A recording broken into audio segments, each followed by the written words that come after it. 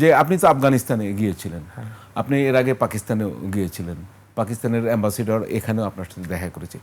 একটি বক্তব্য আপনার ভাইরাল, আমি জানি না সেটার প্রেক্ষাপট কি, সেখানে আপনি বলছেন যদি দেখানো যায় ভেঙে ফেলো পাকিস্তান, টুকরো করে দাও পাকিস্তান, গাদ্দারি পাকিস্তান।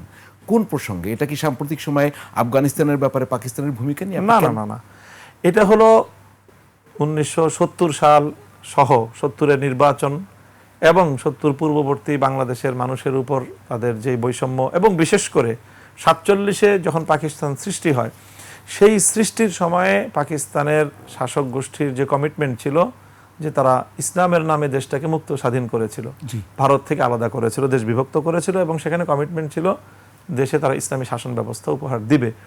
কিন্তু সেটা 24 বছর পর্যন্ত পাকিস্তান শাসক গোষ্ঠী দেশের সাথে, জনগণের সাথে কৃত তাদের অঙ্গীকার তারা ভঙ্গ করে চলেছে, গাদ্দারি করে চলেছে। সেই গাদ্দারি যখন অব্যাহত রাখলো, তখনই আমরা বলেছিলাম, আমার বক্তব্যের সেই ধারাবাহিকতা হলো যে সেই ক্ষেত্রে গাদ্দার শাসকদের এই দেশে। আফগানিস্তান পাকিস্তানের সম্পর্ক তো এখন আপনি জানেন, এখন আফগানিস্তান ভারতের দিকে ঝুঁকছে, অথচ সেটি কথা ছিল না। মানে এই পরিস্থিতি কেন হয়েছে? পাকিস্তান কেন আফগানিস্তানের প্রতি যুদ্ধংদেহী? সেখানে কেন যুদ্ধ হয়, হামলা হয়? আবার ভারতের সঙ্গে আফগানিস্তানের এই এখনকার যে সুসম্পর্ক, এটি আপনি এই উপমহাদেশে কিভাবে? এটা হলো একটা যে ভূ রাজনীতির একটা জটিল সমীকরণ। সেটা হলো, আমি মনে করি যে আসলে পাকিস্তানের সাথে যে আফগানিস্তানের যে সীমান্ত বিরোধ, সেটার মধ্যে বড় ধরনের একটা ভূমিকা আছে আমেরিকান এবং পশ্চিমা বিশ্বের। পশ্চিমা বিশ্ব কোনোভাবেই আফগানিস্তানকে এখনো পর্যন্ত তারা কোনোভাবেই সহজীকরণ করতে দিচ্ছে না, এবং স্বাভাবিকভাবে রাষ্ট্রীয় কার্যক্রম পরিচালনা করার স্পেস দিচ্ছে না। না দেওয়াটা হলো পশ্চিমা বিশ্বের পলিসি। সেই জায়গা থেকে পাকিস্তানের সাথে পশ্চিমা বিশ্বের, বিশেষ করে পাকিস্তান আর্মির সাথে তাদের যে ভালো সম্পর্ক, সেই জায়গাটা থেকে আর্মি তাদের দ্বারা এখানে প্রভাবিত হয়ে আমি মনে করি যে আফগানিস্তানের সাথে বিরোধে এটা একটা বড় কারণ। এবং যেহেতু পাশাপাশি সীমান্তের বেশ কিছু স্বার্থের সংশ্লিষ্টতা আছে এখানে, এবং পাকিস্তানের যে সীমান্ত প্রদেশ, সেই সীমান্ত প্রদেশে সেখানে সশস্ত্র কিছু তৎপরতা আছে। নগদ নিয়ে এলো হার না মানা হার অফার। সর্বনিম্ন 10,000 টাকা রেমিটেন্স নগদে পাঠালে থাকছে স্বর্ণের হার জেতার সুযোগ।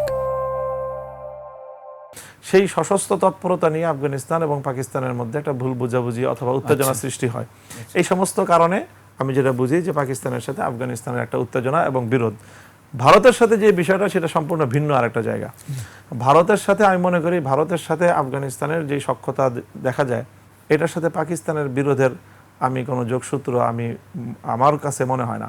আমার কাছে মনে হয় যোগসূত্র তো আরেকটা জায়গায় একটু ক্লিয়ার করুন। সেটা হলো, সে ভারতের কাছে দুইটা বিষয় আছে। একটা হলো বিগত আমলটায়, অর্থাৎ বর্তমান এই আফগানিস্তানে যেই তালেবান সরকার আছে বা ইমারাতে ইসলামিয়া সরকার, এই সরকার আসার আগে ওই সরকারের আমলে ভারতের আফগানিস্তানে বিপুল বিনিয়োগ ছিল, এবং বড় বড় রাষ্ট্রীয় প্রজেক্টে তাদের অনেক বিনিয়োগ আছে। সেই বিনিয়োগগুলো বর্তমান সরকারের সাথে যদি তারা সম্পর্ক কন্টিনিউ করতে না পারে, সেই বিনিয়োগগুলো ঝুঁকির মুখে পড়বে। এটা হলো ভারতের একটা বড় নিজস্ব স্বার্থের বিষয়। দ্বিতীয় স্বার্থের বিষয় হলো, এখানে আফগানিস্তানে ব্যাপক সুযোগ নিচ্ছে হলো চায়না। নতুন একটা সদ্য স্বাধীন দেশ, 50 বছরের যুদ্ধ বিধ্বস্ত দেশে বিশাল একটা ইকোনমিক একটা মার্কেট সেটা। তো সেই মার্কেটে যেন একচেটিয়া চায়না সেখান থেকে লাভবান হতে না পারে, সেই জন্য চায়নার সাথে প্রতিযোগিতামূলকভাবে ভারত সেখানে অগ্রসর হচ্ছে। আফগান সরকারের নীতি হলো যে যেই আসুক তারা তাদের দ্বারা দেশের উন্নয়নের জন্য সকলকে তারা সেখানে সুযোগ দিতে চায়, প্রতিযোগিতাটা তারা করে। আমার মনে হয় আপনি স্পষ্ট করতে পেরেছেন। আমি একটা প্রশ্ন করে বিরতিতে যাব, সেটা আগে শুনি আপনার বক্তব্য। একদম 24 বছরে পাকিস্তান তার ইসলামী প্রজাতন্ত্র ওই অর্থে কায়েম করতে পারেনি, নাম ছাড়া। এরপরে 71 এলো, বাংলাদেশ স্বাধীন হলো, তারপরে 50 আরো ক্রস করলো। এখন কি পাকিস্তান ইসলামী শাসন কায়েম হয়েছে? এখনো পেরেছে? 50 বছর এখন পেরেছে? হ্যাঁ, না, পাকিস্তান সেই জায়গা থেকে অগ্রসর হতে পারেনি। পাকিস্তানকে কি আমরা ইসলামী রাষ্ট্র বলবো কিনা? না, পাকিস্তানকে তো ইসলামী রাষ্ট্র বলা যায় না। পাকিস্তানে ইসলামী রাষ্ট্রের যে মৌলিক শর্তগুলো, সেগুলো পূরণ করে নাই।